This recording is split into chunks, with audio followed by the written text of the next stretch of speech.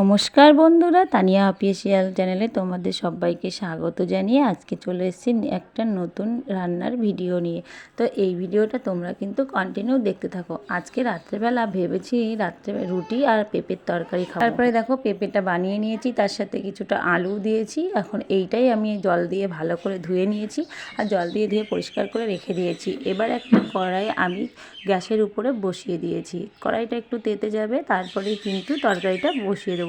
কড়াইটা ভালোভাবে তাতিয়েও নিয়েছি দেখো।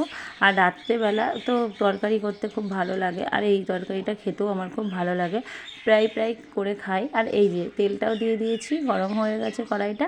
তো কড়াইয়ের মধ্যে হালকা 2-1টা শুকনো লঙ্কা দিয়েছি, আর তারপরে দিয়ে দেবো হচ্ছে কালো জিরে।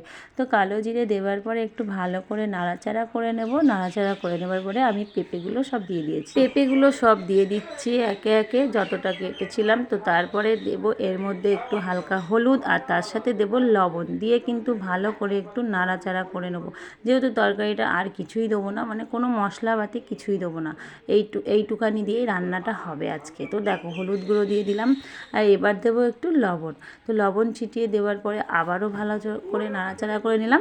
এবার নাড়াচাড়াটা করার পরে কিন্তু আমি একটু ভালো করে ভাজা করে নিচ্ছি। তো ভাজা করে নেবার পরে আমি কিন্তু জল দেবো। হ্যাঁ, ভাজা করলে পরে পেঁপেটা একটু ভাজাতেই হালকা সিদ্ধ হয়ে যাবে, আর খেতেও ভালো লাগবে। আর এই কালো জিরে দিয়ে তরকারি খেতে আমার তো খুব বেশ ভালো লাগে, আর বিশেষ করে রুটির সাথে তরকারিটা খেতে বেশি ভালো লাগে। তো এই যে এখানে কিন্তু এবার আমি জলটা দিয়ে দিয়েছি সিদ্ধ করার জন্য। তো সিদ্ধ হবে জলটা দিয়ে কিছুটা সময় সিদ্ধ করার পর একটু হালকা চিনি দিয়ে দিয়েছি, যেহেতু একটু মিষ্টতা ভাব লাগবে, সুস্বাদু লাগবে খেতে। তো এই যে সিম্পল রান্না, আর আমার রান্নাটা কমপ্লিট হয়ে গেছে। এখানে দেখো রুটি আর এদিকে তরকারি কিন্তু থালার পরে নিয়ে নিয়েছি। তো আমার রান্নাটা কেমন হয়েছে অবশ্যই কিন্তু কমেন্টস করে জানিয়ে দিও। এদিকে দেখো রুটি তরকারি খেতেও বসে পড়েছে সবাই মিলে।